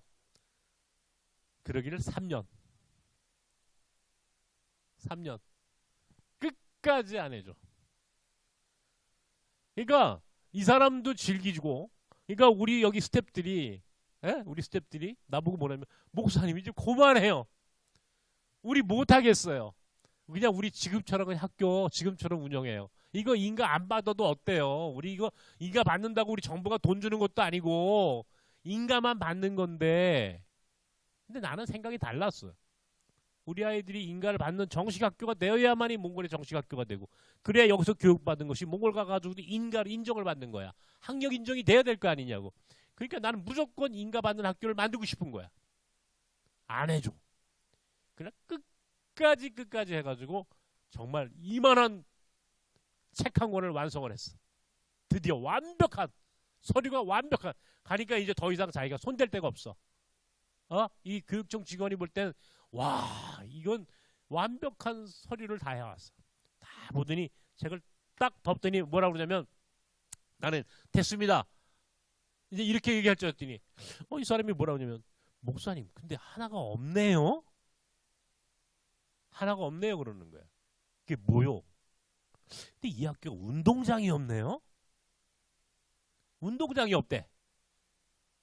그래서 내가 미국에 유럽 가면 운동장 없는 학교가 얼마나 많은데, 건물만 있는 학교가 얼마나 많은데.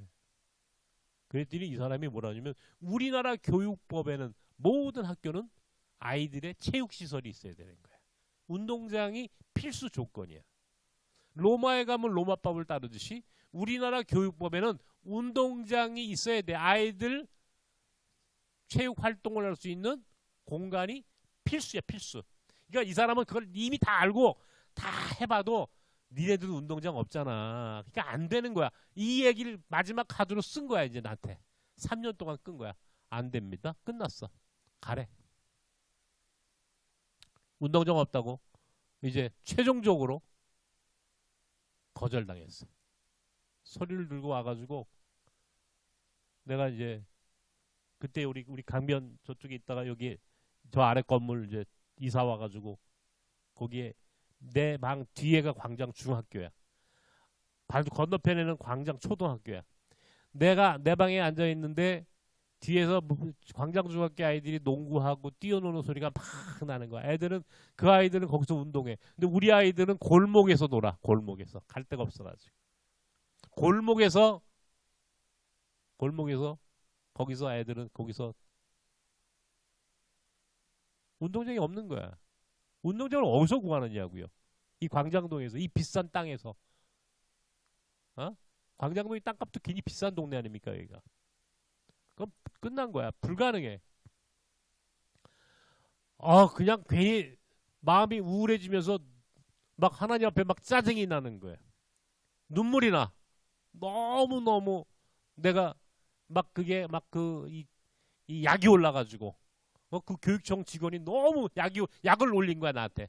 약을 올려가지고 나를 딱 쳐다보는 그 눈빛이 정말 약이 오르고 화가 나고 그 눈물이 나더라. 우리 하나님 앞에 울었어. 하나님은 내 눈물의 기도를 응답하셔. 하나님, 내가 아이들 학교 그냥 인가 받고 싶어서 이렇게 했는데 안 됐어. 3년 동안 했는데 안 됐습니다. 너무 억울합니다. 운동장이 없어서 안 된답니다. 우리 아이들도 저런 운동장이 있으면 아이들처럼 놀고 우리도 정식 학교가 되면 좋았을 텐데. 그때 하나님이 그 순간 나한테 찾아오셨어. 그리고 뭐라고 그러냐면, 야, 유 목사, 저 위를 쳐다봐. 나보고 그래, 저 위를 쳐다봐. 그래, 내 가슴에 와가지고 저 위를 쳐다봐. 저 위요? 그리고 싹 이제 내가 기도를 마무리하고 딱 그 음성, 그 강력한 하나님의 그런 내 안에 임재하는 그 내면에서 들려오는 소리를 딱 듣는 순간 내가 딱 고개를 쳐들고 딱 보니까 저 위를 쳐다봐가 어디 있어요? 장로의신학대학교가 있는 거야. 장로의신학, 장신대가 언덕배기 꼭대기 있잖아. 장신대. 왜 장신대를 나한테 보여주시지? 그 당시 장신대 총장이 고용수 총장이셨어. 우리 김 목사님 기억나시죠? 고용수 총장, 기독교 교육 가르치셨던. 여기서 총장 하시면서 나하고도 관계가 있고 찾아갔어. 어휴, 유 목사 얼마나 외국인 사역하는 거 아니까 고생이 많아. 몽골학교 어떻게 잘 돼? 힘들지? 그래서 난 위로해줘, 이 총장님이. 여기 있는 사람 치고 광장동에 있는 사람 치고 여기 나섬과 몽골학교 있는 거 모르는 사람 간첩일 거 아니야. 장신대 특별히 교수들도. 그러니까 그 총장님이 나한테 막 그러면 총장님 부탁이 있어 왔습니다. 그랬더니 뭐냐?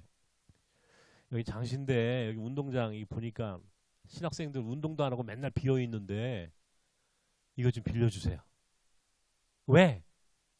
학교 인가를 받아야 되는데 운동장 없다고 서울시에서 내가 거절을 당했습니다. 우리 아이들 여기서 운동도 좀 하고 여기서 체육 활동할 수 있도록 우리 이거 장신대 운동장 무상임대 좀 해주십시오.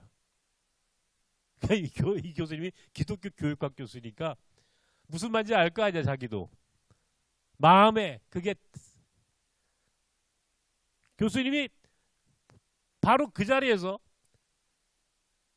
제한몽골학교에 장로회 신학대학교 운동장을 무상 임대해주겠다라고 도장을 빵 찍어가지고 종이로 공문 하나 딱 만들어줬어.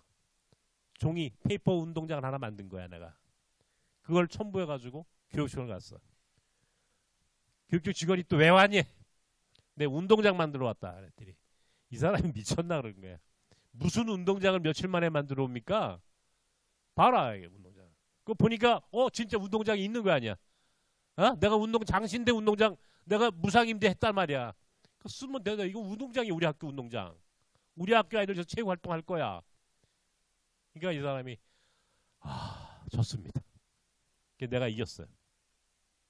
그래서 2005년도 2월에 정식으로 외국인 학교로 인가를 받았어.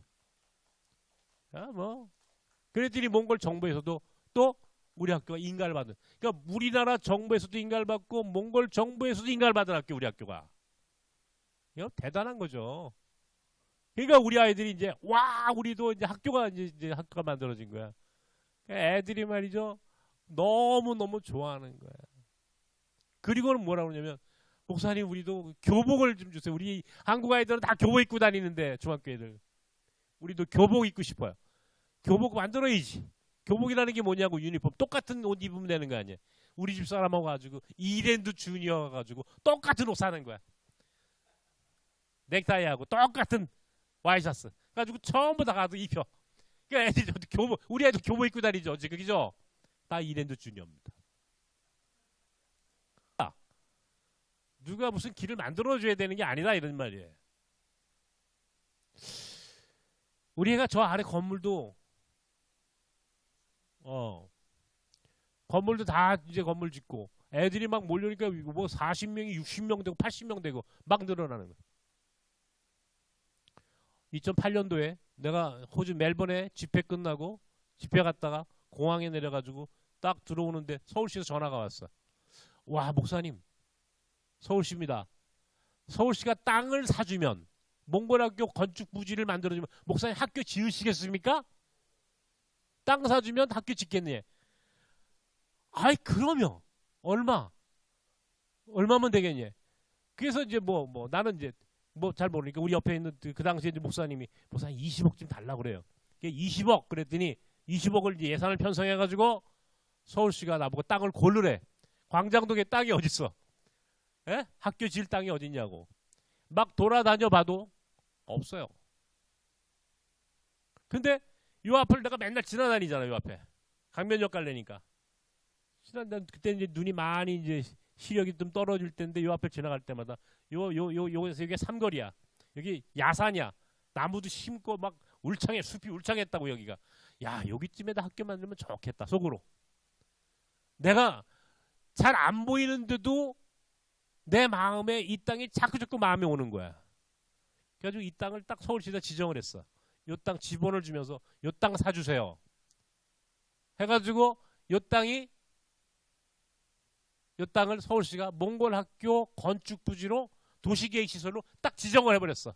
서울시가. 그런데 문제는 서울시가 도시계획시설로 지정을 해가지고 강제 수용을 해야 되잖아. 그죠? 이 땅 주인한테. 강제 수용을 하려고 그러는데 이 땅 주인이 나타났어. 누구냐면 효성그룹이야. 효성그룹. 여기서부터 저기까지 가서 효성그룹 땅이야. 이 아차산이 전부 다.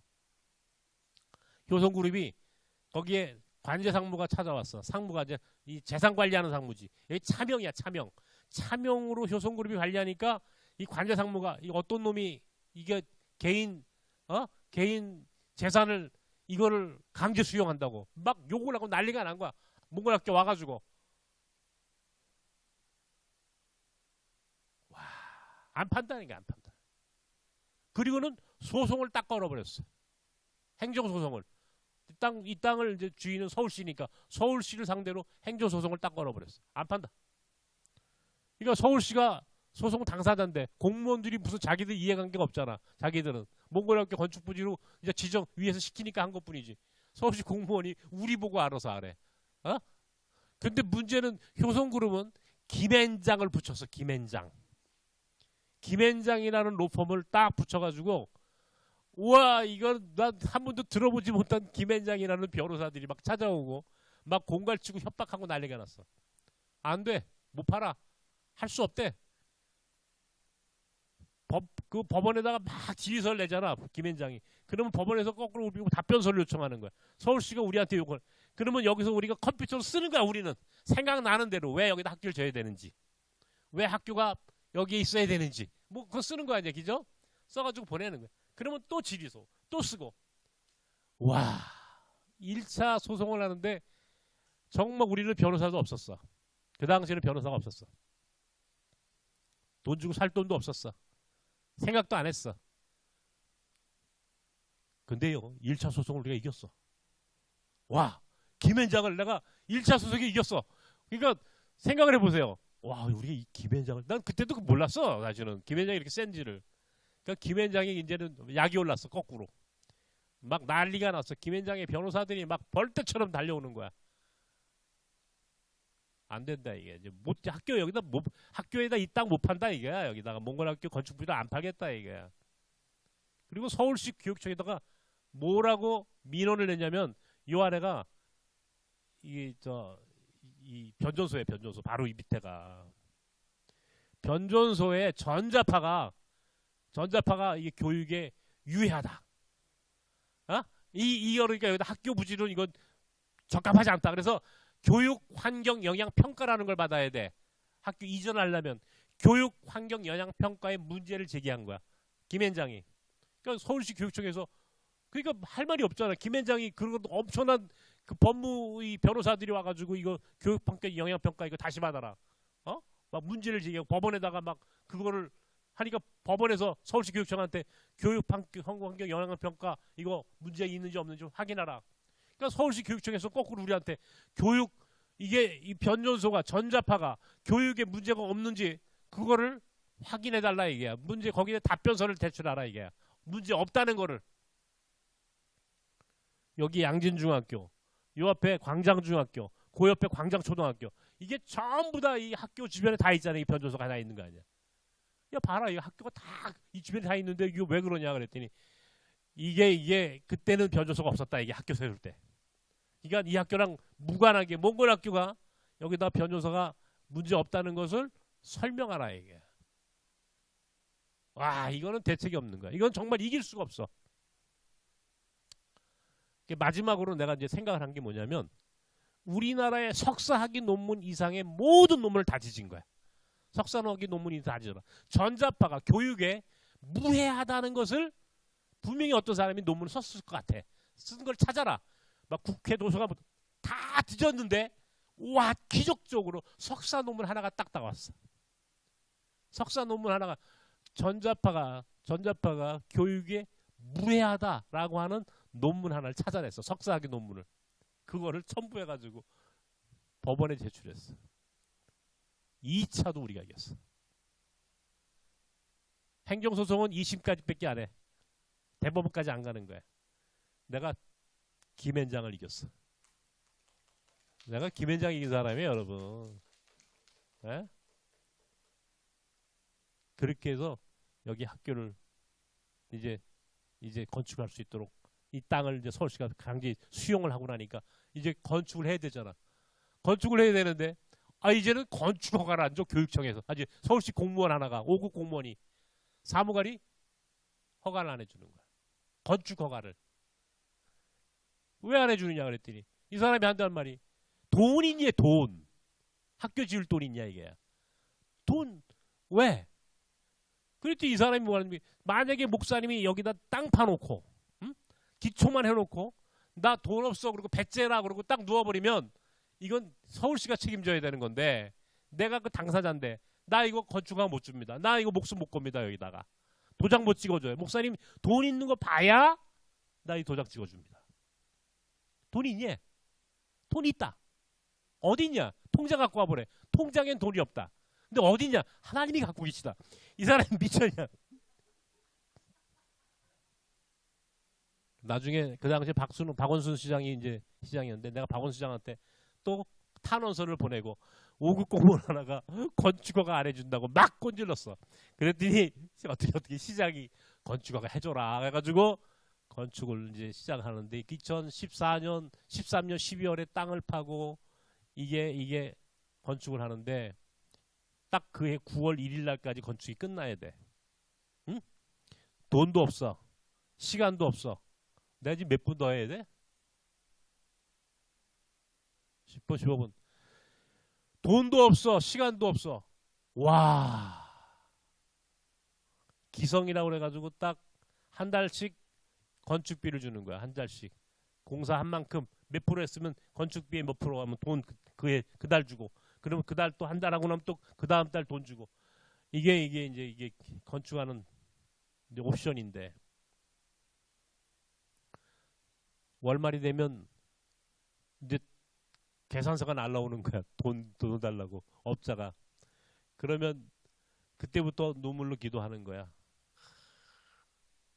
그때 이태석 신부라는 사람이 남수단에서 이제 이 울지마 톤즈 하면서 친구가 되어 주실래요라는 책이 유명한. 내가 이 이태석 신부를 좋아해가지고 내가 이태석 신부의 책을 다 봤어. 근데 거기에 그런 말이 나와. 예수님이라면 예배당을 지었을까? 학교를 지었을까? 예수님이라면 예배당을 지어달라면 예배당을 지으셨을까? 학교를 지으셨을까? 그러면서 예수님이라면 학교를 지으셨을 거다라고 하는 표현이 나와. 나는 예배당 짓는 목사는 되고 싶지 않았어. 나는 적어도 우리 학교가 아이들 교육을 위해서 학교가 필요하고 좀 더 나은 시설에서 많은 아이들이 공부할 수 있다면 난 그것이 보람이고. 그러니까 하나님께 기도하는 게 나를 죽여서 내가 죽어서라도 이 학교가 여기에 지어줄 수 있다면 하나님 나를 죽이십시오. 하나님께서 이 학교를 지어주시면 나는 정말 난 예배당 짓는 게 아니지 않습니까? 하나님. 나는 학교를 짓는 겁니다. 예배당은 그 학교 안에 그냥 예배당 쓰면 되는 거야. 굳이 예배당을 따로 지을 필요가 없어. 그러면요.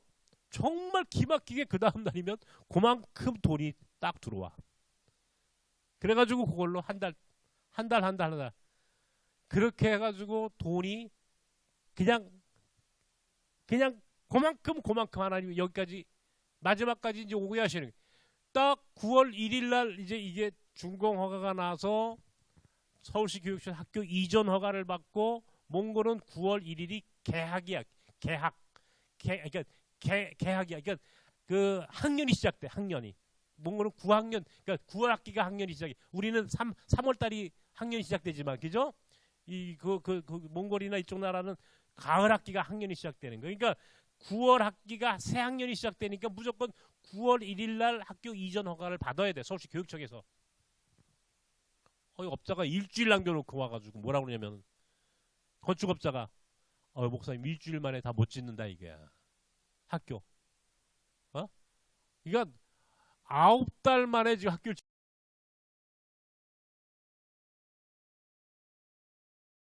하나님이 없어. 겨울도 춥지 않았고 여름에도 비가 안 왔어.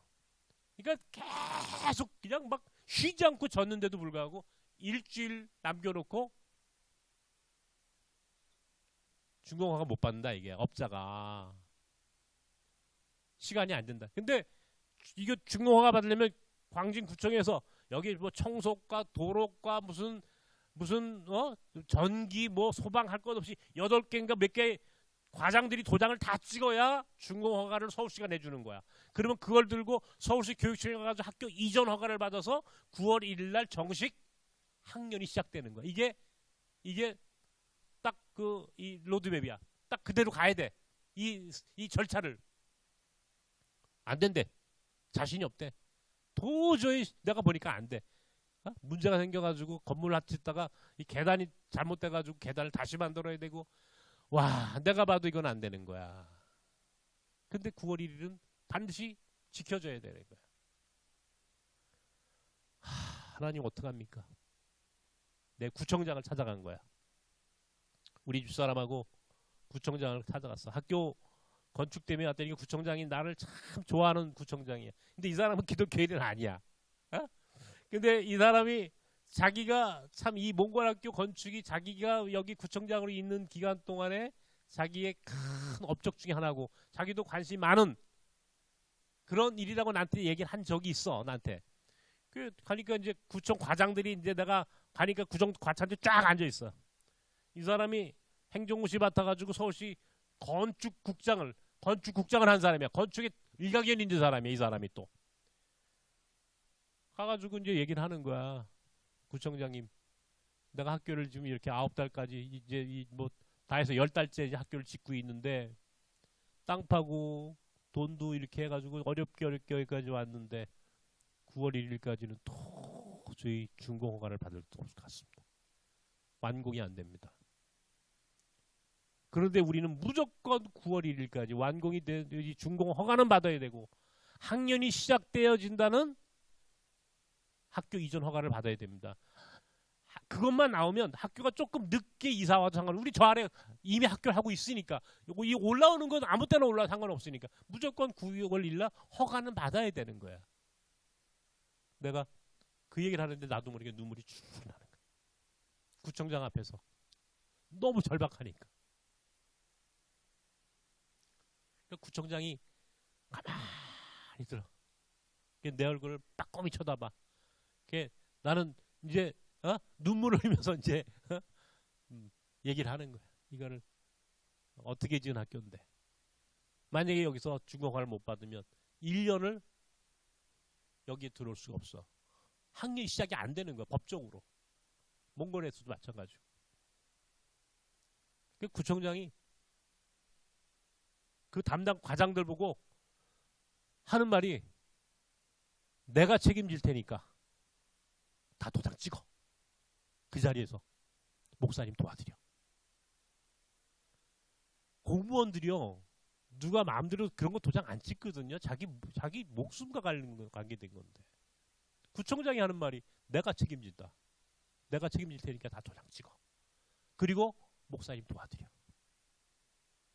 그래서 9월 1일 날 기적같이 학교가 건축이 완성이 안 됐는데 준공허가를 받고 학교 이전 허가를 받고 결국 학교 마무리 다 하고 학교를 들어오니까 애들이 어마어마하게 몰려와 270명이 정원인데 270명이 순식간에 다 차버렸어. 막 차고 넘쳐. 300명이 넘어야 돼. 그래야 이게 서울시 땅이 아니에요? 300명이 넘으면 우리가 서울시에다 임대료를 내지 않아. 법적으로. 하여튼 뭐 그런 옵션이 있었어. 난 무조건 300명이 넘어야 되는데 270명이 정원이야. 교육청에서 허가해준 정원이. 교육청 또 직원을 만나가지고 300명 정원 허가를 내달라. 30명만 올려달라 그랬더니 평수 1인당 평수하고 계산하니까 안 돼. 법적으로는. 근데요. 서울시 교육청 직원이 목사님 방법 가르쳐줄게요. 방법을 가르쳐줘가지고 300명으로 정원을 올렸어. 그래가지고 지금 300명이야 우리 정원이. 무슨 말 하는지 이해가 되십니까? 가는 데마다 하나님께서 내 기도에 내 절박한 간절함에 하나님께서 역사하시고 사람들을 통해서 필요한 사람들을 통해서 역사. 이 학교가 만들어지고 나니까 이 학교가 얼마나 어떤 학교가 됐는지 여러분 제가 이건 마지막 날 우리 학교가 어떤 역할을 하고 있는지 그리고 이 학교가 몽골의 미래는 물론이고 한반도의 미래에 어떤 결정적인 역할을 하는지를 내가 마지막 날 우리 수강하는 날 그날 강의할 겁니다. 여러분 이주민들은요 이제 이주민 다양한 이주민 사역이 있어요. 한나라 단일민족 국가를 할 거냐 다민족 국가를 할 거냐 그것도 있고 뭐 무슬림 학교를 할 거냐 아프리카 학교를 할 거냐 혹은 뭐 이제 여러 가지가 있겠죠, 그죠? 많은 자기 이제 의사대로 하는 거예요. 그런데 이제는 수많은 이제 이주민 사역의 하나의 카테고리 안에 새로운 컨텐츠 가장 중요한 이슈가 하나 있는데 그게 뭐냐면 자녀 교육의 문제. 이 교육이라고 하는 건 대단히 중요한 선교의 전략입니다. 우리나라에 1885년도에 아펜젤러 언더우드가 처음 들어와가지고 그 해에 아펜젤러가 세운 학교가 바로 배제학당입니다. 배제학당. 아십니까? 최초의 선교사가 세운 학교. 그 다음에 세운 학교가 뭐예요? 경신학원. 지금의 경신고등학교. 이화학당. 스크랜턴 대여사가 들어와가지고 세운 학교. 이화학당. 우리나라 곳곳에 이 현대식 근대 학교가 세워지는데 전부 다 선교사가 세운 학교예요.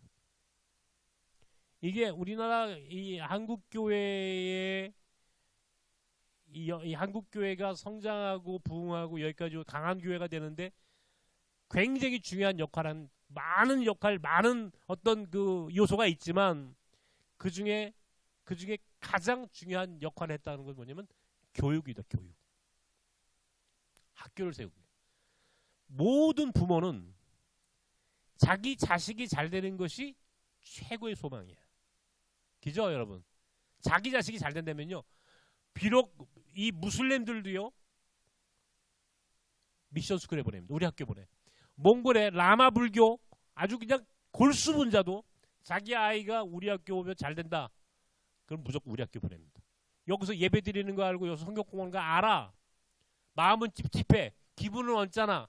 그래도 자기 아이가 우리 몽골 학교 와가지고 성공할 수 있다면 우리 학교 보내는 거예요. 이게 교육의 힘이에요. 이게 교육의 힘이에요. 교육은 아무도 타치하지 못해. 노타치. 몽골의 대통령이 와도 몽골 총리가 와도 몽골의 교육부 장관 국무총리 할 것 없이 몽골의 모든 리더들이 다 오면 반드시 들려야 할 곳이 우리 몽골 학교예요. 그러니까 나는 가만히 앉아가지고 몽골의 리더들하고 난 친구가 되는 거예요. 여기 앉아가지고. 이게 어마어마한 새로운 미래 관계를 만들어가는 또 새로운 하나님 나라 선교사에게 새로운 지렛대로 작동하는 이게 내가 지금까지 몽골 학교를 경험해서 통해서 얻은 굉장히 특별한 은혜입니다. 여러분들이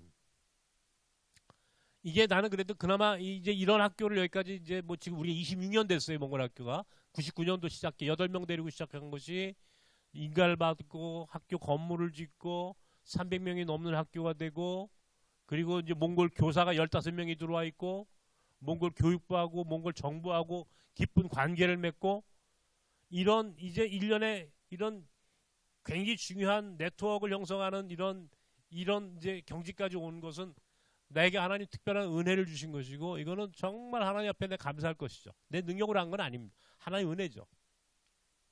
그러나 앞으로 여러분께 이제 여러분 지금 하고 있는 것도 마찬가지 교육이야 지금. 한글 혹은 컴퓨터 혹은 그 외에도 여러분이 할 수 있는 다양한 교육 프로그램을 통해서 여러분 지역에 여러분이 하고자 하는 사역에 여러분들이 얼마든지 기여할 수 있다는 것을 기억하시고 하나 얘기할까요? 내가 지난주에 그 얘기했나? 서재필 선생 얘기했나요?